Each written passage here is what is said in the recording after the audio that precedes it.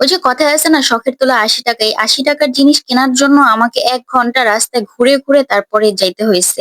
মামাটা এত বেশি ভালো মানুষ ছিল যা বলার মতো না। তাই একটা মামার ভিডিও করে নিলাম। হ্যালো এভরিওয়ান, আসসালামু আলাইকুম। কেমন আছেন আপনারা সবাই? আলহামদুলিল্লাহ আমি অনেক বেশি ভালো আছি। এই ভুট্টা পোড়াটা ঢাকাতে শীতের মধ্যে খুবই পাওয়া যায়। কিন্তু ঢাকার বাহিরে কোথাও পাওয়া যায় কিনা আমি জানি না। আর আমি পুরো শীতটা অপেক্ষা করি এই জিনিসটার জন্য।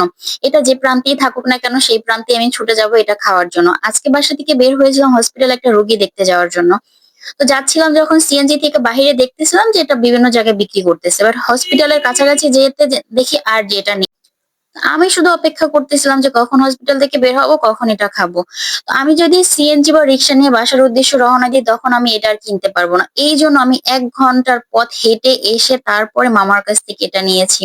আসলে কি, এটা যখন দেখলাম যে মামা বিক্রি করতেছে, আমি যখন এটা হাতে পেয়েছি ওই ১ ঘন্টার পথ হাঁটার কষ্টটা আমার আর কষ্ট মনে হয়নি। খুবই ভালো লাগতেছিল। এই জিনিসটা কার, কার পছন্দ আমি জানি না ভাই। এরে ভাই আমার যে এত কেন ভালো লাগে আমি জানি না। খুবই, খুবই, খুবই। কোনো কাজই ছোট না। সব কাজেই কষ্ট আছে, সব কাজেই পরিশ্রম আছে। এই কাজটা না মামারা যখন করে তাদের নাকি অনেক আগুনের হাতে ছ্যাঁকা লাগে বা ফুরকিয়ে তাদের জামার মধ্যে লেগে যায়, চুলের মধ্যে লেগে যায়। এটা বলতেছিল। বলতে, বলতেই হঠাৎ করে একটা ফুরকি মানে আগুনের ফুরকি এসে মামার মাথার মধ্যে চুলের মধ্যে পড়ছে। কিন্তু মামা হাসতেছিল আর বলতেছিল যে এরকম অনেক হয় আমাদের সাথে। আসলে সত্যি দেখলাম মামার পরনে যে শার্টটা ছিল, শার্টটা এত পরিমাণে ছিদ্দি, ছিদ্দি হয়ে গেছে। কারণ এই যে ফুটকিগুলো যখন পড়ে তখন হচ্ছে ওখান থেকে ছিদ্দি, ছিদ্দি হয়ে যায়। আমিও আমাকে খুবই বিরক্ত করতেছিলাম। বারবার বলতেছিলাম, "মামা একটু ভালো করে পোড়ায়া দিবেন, মামা একটু ঝাল বেশি দিবেন, একটু লবণ বেশি দিবেন।" তো মামা রাগ হচ্ছিল না, হাসতেছিল। কারণ মামা দেখে বুঝতেছিল যে আমি এটা খুবই পছন্দ করি। এই যে দেখেন মামার চুলের মধ্যে আগুন পড়ে গেছে। মামা হেসে, হেসে আমাদের সাথে কথা বলতেছিল। তখনই মামার জামার দিকে খেয়াল করলাম যে হ্যাঁ, অনেক জায়গা থেকে পুড়ে গেছে। মামাও বলতেছিল অনেক পুড়ে যায় এরকম। তো মামাকে বলতেছিলাম যে, "মামা আমাকে একটা পুড়ায় দিবেন আর হচ্ছে ২-৩ টা বাসার জন্য আমি নিয়ে যাবো।" মামা খুবই মানে ভালোবেসে আন্তরিকতার সাথে আমাকে এটা পুড়িয়ে দিচ্ছিল। আর আমি এটা যেয়েই কিন্তু সাথে, সাথে পাইনি। দেখি যে ২-৩ জন সিরিয়াল ছিল। ২-৩ জন নিয়েছে, তারপরে ধৈর্য ধরে দাঁড়িয়ে থেকে তারপরে আমি নিয়েছি। ফাইনালি এটা আমার হয়ে যাচ্ছিল। তখন মামাকে বলতেছিলাম, "মামা আবার একটু পোড়ায় দেন।" মামা নিয়ে আবার একটু পোড়ায় দিচ্ছিল।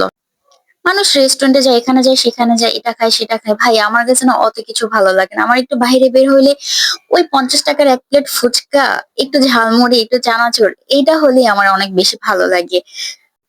অনেক বেশি চাহিদা নেই। অল্পতেই অনেক বেশি খুশি থাকি আমি। আর মামারা যে পোড়ায় দেয় এটা আমার কাছে অতটা বেশি ভালো লাগে না। আমি বাসায় নিজে নিয়ে এসে যে পোড়াই, একটা নিজে স্পেশাল সস তৈরি করি ওইটা আমার খুবই ভালো লাগে। মামাদের সসটা আমার কখনোই ভালো লাগে না। তারপরও একটু নিচ্ছিলাম গরম, গরম খাবো মানে আমি তো ১ নম্বরের সোজা। মানে এখানে বসে একটা খাবো আর বাসায় নিয়ে এসে তারপরে একটা খাবো। আমি কথা বলতেছি আমার এখনো ইচ্ছে করতেছে আমি খাই।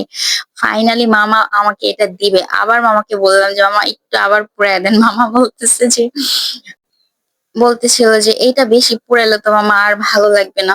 আসলে কি ভুট্টাগুলা নেয়ার পরে বুঝতে পারলাম এত বেশি কচি ছিল যে এত বেশি কচিটা ভালো লাগে না। আর একটু শক্ত হলে ওইটা খেতে বেশি ভালো লাগে। বাট এটা আমি মামাকে নিজেই চুজ করে দিয়েছি যে, "মামা এইটাই আমাকে দিবেন।" তো আমার এখানে কোনো ভুল ছিল না। ভুলটা আমারই ছিল।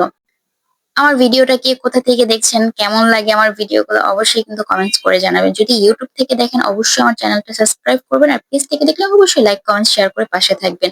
আজকের মতো এখানেই বিদায় নিব। বিদায় তো নিতেই হবে। কারণ আমি এখন তো খাবো সেইজন্য। আল্লাহ হাফেজ।